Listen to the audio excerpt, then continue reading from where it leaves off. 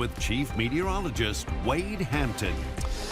Well, good afternoon to you on this Friday. Still watching the potential for severe weather. And officially, there is a severe thunderstorm watch until 7 p.m. for Vernon, Beauregard, and Allen parishes. Still waiting to hear back from the Storm Prediction Center. They're in consultation with the various weather service offices, including the one here in Lake Charles, as to whether to extend this watch or issue a new one, or maybe just a local extension by adding a parish or two. We'll see. We'll have an update on that for sure by 7 p.m. Maybe before that. Sometimes they'll give us a sneak peek. We'll see if that's going to be extended. Regardless, the threat's not just going to magically end at 7 p.m.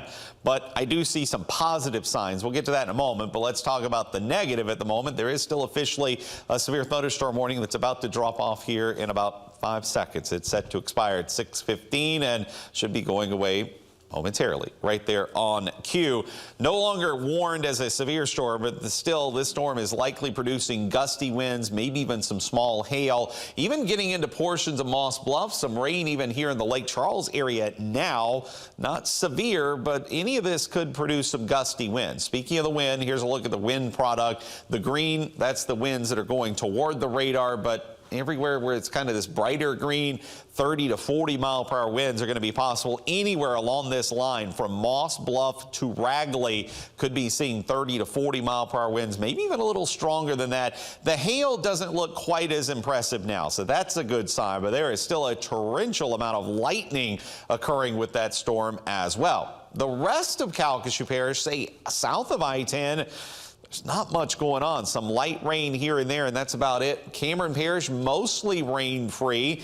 Jeff Davis Parish seeing a few light showers, but that's really about it. Farther north, Vernon Parish, there are showers around, nothing severe. Beauregard, the southern part of the parish from, let's say, Longville south through the Gillis area, and Calcasieu Parish is where the heaviest rain and lightning activity is going on. Allen Parish, just a lot of widespread light to moderate rain.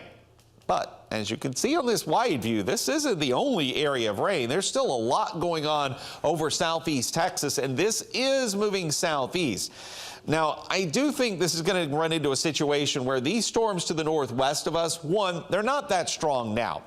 And as they move southeast, they're going to run into an area where there's already been storms. That usually means storms do not strengthen. The only place that hasn't seen rain or storms today has been Cameron Parish near the coast. And even then, it's going to be late tonight, and usually storms don't intensify in that sort of environment.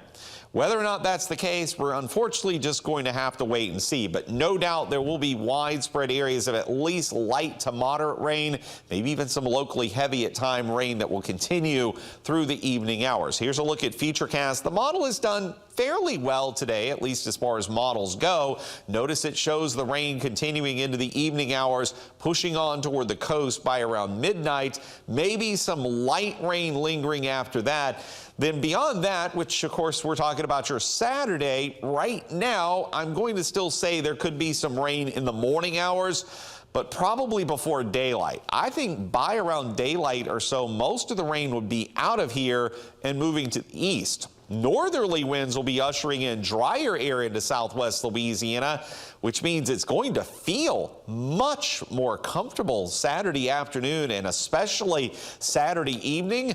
Speaking of Saturday evening, by the evening and late evening hours, temperatures will be dropping into the overnight hours, and I think we start in the 50s and low 60s on Sunday morning.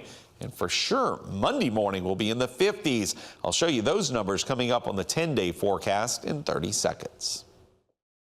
I've been driving big trucks since I was 18 years old, and I know everything about them, including the damage that they cause when they hit a passenger vehicle. That experience is why people have trusted me with these complicated cases. I've won big for clients hit by big trucks, because you don't have to stand on top of trucks to stand up for those that have been hit by one. If you've been injured by any type of truck, I'll put Personal Energy Power to work for you. Call the Ford Earls at all sevens right now or visit us at onmyside.com.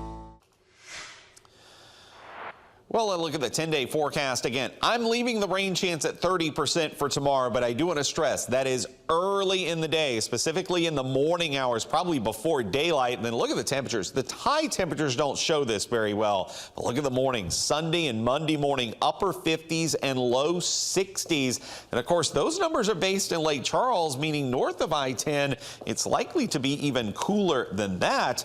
And then next week will be dry to start off Monday, but there will be storms coming back by the time we get to Tuesday. With respect to this evening, there is still a risk of some stronger storms. We'll be monitoring that for you. Myself and Max Logano are both here. We'll keep you updated if there are any warnings. We'll be back on TV with it. All right, thanks, Wade. All right, we'll be back with more 7 News. After you vote, watch your vote get counted on 7 News Decision 2025.